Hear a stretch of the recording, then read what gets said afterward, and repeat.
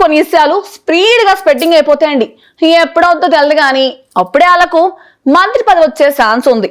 వీళ్ళకు కూడా ఉంది కానీ ఏదో పాయింట్ అడ్డంగా ఉందిలే అని గాలి వార్తలు బాగా తిరిగేస్తున్నాయి అనుకోండి. అసలు పాలిటిక్స్ అంటేనే ఇట్లాంటి గాలి వార్తలకు కేర్ ఆఫ్ అడ్రస్ అయిపోయిందిగా. నువ్వు మరీ అట్ట అనమాకబ్బాయి, కొన్ని కొన్ని నిజాలు కూడా ఉంటాయనుకో. కాకపోతే సోషల్ మీడియాలో చక్కర్లు కొట్టే మాత్రం నమ్మాలంటే ఒకటికి 2 సార్లు కాదు 100 సార్లు ఆలోచించేసుకోవాలి అసలు. అయినా అమ్మాయి, ఇప్పుడు ఎవరు మంత్రివర్గ విస్తరణ చేయాలనుకుంటున్నారు? అదేనబ్బాయి, మోదీ తాతే చేసేస్తానంట. అందులో ఏపీ నుంచి ఒకరికి ఛాన్స్ కూడా వచ్చేస్తుందంట.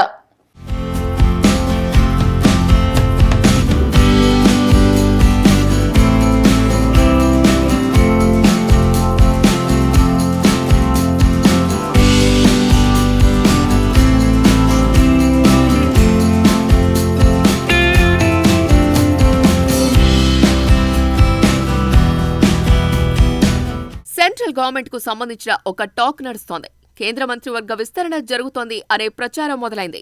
రకరకాల ఊహాగానాలు మొదలయ్యాయి. తొందరలోనే ప్రధాని నరేంద్ర మోదీ కేబినెట్ పునర్వ్యవస్థీకరణ చేస్తారని చెప్పేసుకుంటున్నారు. వివిధ రాష్ట్రాల అసెంబ్లీ ఎన్నికలను దృష్టిలో పెట్టుకుని బీజేపీ నేతలకు అవకాశం కల్పిస్తారట.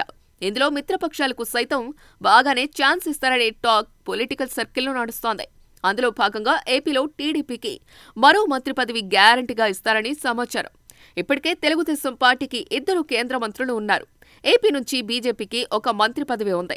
జనసేనకు 2 ఎంపీలు ఉండగా ఒక్క మంత్రి పదవి కూడా కేటాయించలేదు.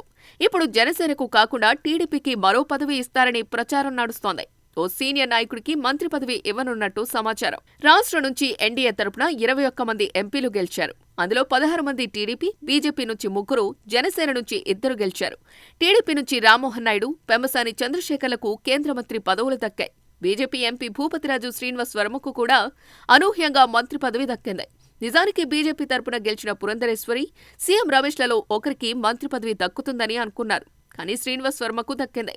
ఒకవేళ విస్తరణలో బీజేపీ తరపున ఒకరికి పదవి ఇస్తే పురంధరేశ్వరి, సీఎం రమేష్ మధ్య గట్టి పోటీ ఉంటుంది. ఒకవేళ జనసేనకు ఇవ్వాలి అనుకుంటే బాలశౌరికి తప్పకుండా ఛాన్స్ ఉంటుందని అంటున్నారు. తెలుగుదేశం పార్టీకి ఇస్తే మాత్రం రకరకాల సామాజిక లెక్కలు వేసుకోవాల్సి వస్తుందని చెబుతున్నారు.